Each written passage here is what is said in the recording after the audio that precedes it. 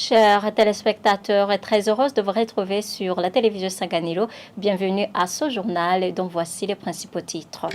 Une partie de la route reliant la cellule 12 du quartier Ouinirekwa de la zone Gyocha et commune Issare s'est affaissée emportée par la rivière Tchadi. Les habitants de cette localité qui se sont entretenus avec la radio-télévision Sanganilo se plaignent qu'ils enregistrent des pertes énormes car c'est par cette dernière qui passaient les marchandises vendues au marché de ce secteur. Et vous aurez les détails au cours de ce journal.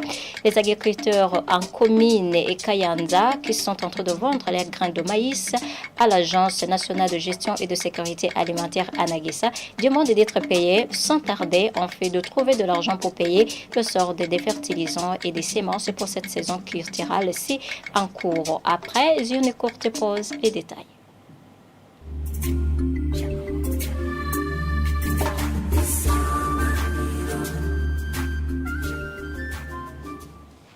Encore une fois, bienvenue à ce journal. L'État burundais peur en ne ratifiant pas la charte africaine de la démocratie des élections et de la gouvernance. C'est dans une conférence de presse de ce lundi, le porte-parole de l'Observatoire de lutte contre la corruption et les malversations économiques au LUCOM a fait savoir que cette charte est un document exigeant en matière de transparence et totale. Jean Douimana indique que les textes de la dite charte montre comment un pays peut aboutir à un développement durable et réaliste.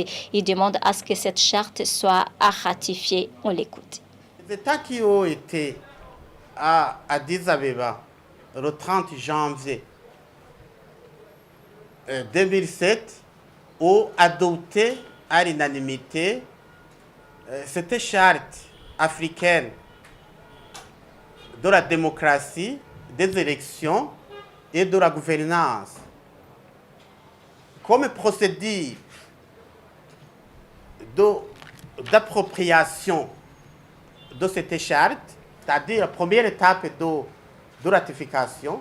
Vous savez, les étapes de ratification, c'est la signature d'abord, et puis c'est la préparation des instruments pour la ratification, et puis c'est le dépôt des instruments de ratification devant le président de la Commission de l'Union africaine. Vous savez, le Burundi alors s'est arrêté à cette première étape de signature. Alors, le Burundi n'a pas évidemment encore ratifié parce que, à ce que nous croyons, c'est que cet instrument exige. C'est un instrument d'exigence. Vous savez, il a un caractère d'iniroua. Une fois la ratifié, ça entre directement dans les textes nationaux. Ça devient exigeant. Alors, si le Burundi ne veut pas organiser convenablement les élections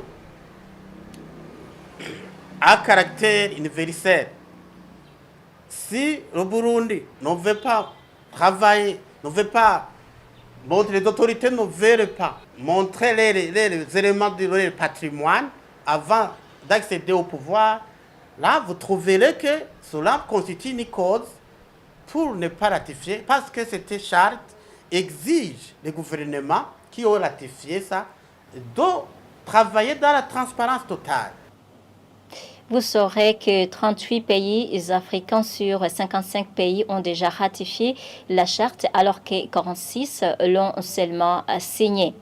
Une partie de la route reliant la cellule 12 du quartier Ouinirekwa de la zone Gyocha et commune Issare s'est affaissée emportée par la rivière Tchadi. Les habitants de cette localité qui se sont entretenus avec la radio-télévision Isanganiro se plaignent qu'ils enregistrent des pertes énormes car cette dernière qui est passée les marchandises vendues au marché et de ce secteur. Et ils indiquent que les commerçants sont obligés de renchérir leurs produits car ils paient des forfaits. Ils demandent aux autorités de tout faire pour réhabiliter cette route. Une demande également faite par la chef de cette cellule, de ce secteur, et qui indique que le bois avait effectué une descente sur terrain. Le point avec Sheila Irambon. Arrivé à cet endroit, ce qui se remarque, c'est la profondeur du fossé qui s'est formé à cause de cette rivière, ainsi que l'effort fourni par les motards qui essaient de dépasser cet endroit. Interrogés, certains habitants de cette localité ont affirmé que, outre la peur au ventre qu'ils ont, car leur maison risque d'être emportée à tout moment, la détérioration de cette route fait qu'ils enregistrent des pertes énormes. Ceux qui amènent les marchandises au marché les laissent par ici. Les camions les déchargent là et ils emportent jusque là-bas par tête. C'est un problème que nous avons. On a augmenté les prix de toutes les marchandises. Nous vivons une situation précaire parce que tout a été rehaussé à cause de cette route.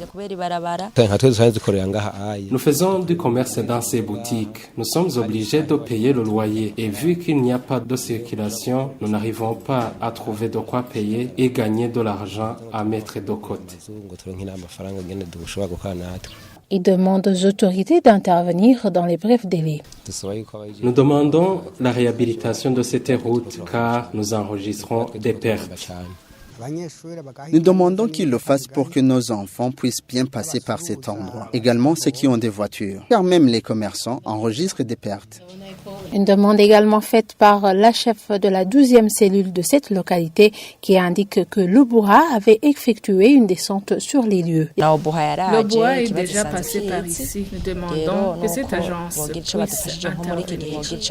Les informations recueillies sur place indiquent que 5 maisons étaient déjà emportées par cet effondrement. Les autorités de cette localité indiquent craindre le pire pour la prochaine saison pluviale. Le ministre de l'Éducation nationale et de la recherche scientifique vient de suspendre l'application de la nouvelle ordonnance ministérielle portant fixation des conditions d'avancement de classe, de redoublement et obtention du diplôme à l'enseignement à poste fondamental des écoles techniques qui sèment de la confusion dans différents corps des professeurs, alors que l'autorité du ministère projette son application l'année prochaine. Victor Ndabaniwe, président de la coalition des syndicats des enseignants, Kosesona, avait indiqué ce jeudi à Ngozi lors d'un point de presse que cette ordonnance conduisait à des impacts très négatifs sur les résultats des apprenants. Apollinaire Mozagala. Dans cette nouvelle ordonnance ministérielle, l'article 3 stipule qu'il faut avoir au moins 60% dans tout cours technique pour ne pas le considérer comme échec, ce qui est une nouveauté car la note considérée comme échec est normalement 50% pour tout cours, ce qui a occasionné beaucoup d'échecs et conséquemment beaucoup de refus de diplôme. Dans cette même ordonnance, les articles 40 jusqu'à 44 stipulent que sont diplômés les apprenants ayant au plus 5 échecs et un pourcentage de 50% en conduite, 54% au total général, 60% en stage, 55% comme moyenne des notes de cours généraux et 45% comme moyenne des notes de cours tout court, peut avancer de classe s'il a au moins 50% dans ses cours techniques échoués et 30% dans les cours généraux échoués. Pourtant, dans l'ancienne ordonnance numéro 610/618 du 13 juin 2023, la note exigée pour le cours technique échoué est de 40% et non 50%. Ces modifications ont causé beaucoup d'échecs et pas mal d'apprenants ont raté les diplômes avec cette nouvelle ordonnance. Pourtant, l'utilisation d'ordonnances de l'an passé, après décision du ministre de tutelle, a fait que les effectifs des apprenants diplômés augmentent sensiblement. L'exemple est le lycée technique Alessandro Rossi, où 57 finalistes ont été diplômés contre 30 de la première délibération utilisant la nouvelle ordonnance, ce qui a plu les apprenants et professeurs de ce lycée. Les agriculteurs en commune Kayanza qui sont en train de vendre les grains de maïs à l'Agence nationale de gestion et de la sécurité alimentaire Anagissa demandent d'être payés sans tarder en fait de trouver de l'argent pour payer de la sorte des fertilisants et des semences pour cette saison kirtirelle. Pour cette saison kirtirale, c'est en cours d'Agidjimana. Jean-Pierre, agent communal de l'Anagissa en cette commune, tranquillise que cette question a été déjà soumise aux autorités compétentes pour y trouver la solution. Patrick Sengiou. Dans la commune de Kayanza, il y a 4 centres de collecte de grains de maïs par l'Anagissa. C'est là les zones qui composent cette commune. Lorsque nous avons passé à la colline Guinale près de la paroisse Siluganza où se trouvait le centre de collecte de grains de maïs des agriculteurs de la zone Kayanza, on nous a indiqué que depuis la suspension temporaire de cette activité par le Premier ministre burundais, les activités ont redémarré ce lundi en zone Kayanza. Jean-Pierre Ndagijimana, agent de l'Agence nationale de gestion de stock et de la sécurité alimentaire en commune Kayanza, a indiqué pourtant qu'il s'inquiétait pour la disponibilité des pesticides et insecticides et d'autres objets nécessaires pour cette activité, comme des emballages expliquant que les agriculteurs en commune Kayanza vendent leurs grains de maïs à Ranagessa en grande quantité. Cet agent de l'Agence nationale de stock et de sécurité alimentaire en commune Kayanza fait savoir également que Ranagessa achète ses grains de maïs des agriculteurs à crédit du fait que l'argent pour les payer n'est pas encore disponible sur les comptes bancaires. Les agriculteurs en commune Kayanza avec qui nous nous sommes entretenus se sont dit se réjouir du redémarrage de cette activité de collecte de leurs grains de maïs, mais disent ne pas apprécier la façon dont ils vendent ce produit à crédit. Ces agriculteurs demandent au gouvernement burundais que le paiement puisse se faire rapidement afin de trouver des moyens pour se payer la sorte des fertilisants et les semences pour cette saison culturelle c'est en cours. Interrogé à son propre Jean-Pierre Ndagijimana, agent de l'Anagissa en commune Kayanza, il nous a indiqué que la question est déjà connue par les instances habilitées et a tranquillisé à cet effet les agriculteurs que le paiement ne tardera pas à se faire afin de leur permettre à bien se préparer au sommet de cette saison culturelle en cours. Eh bien, chers téléspectateurs, c'est la fin de ce journal. Merci de l'avoir suivi et bonne suite des programmes de la télévision Sanganiro.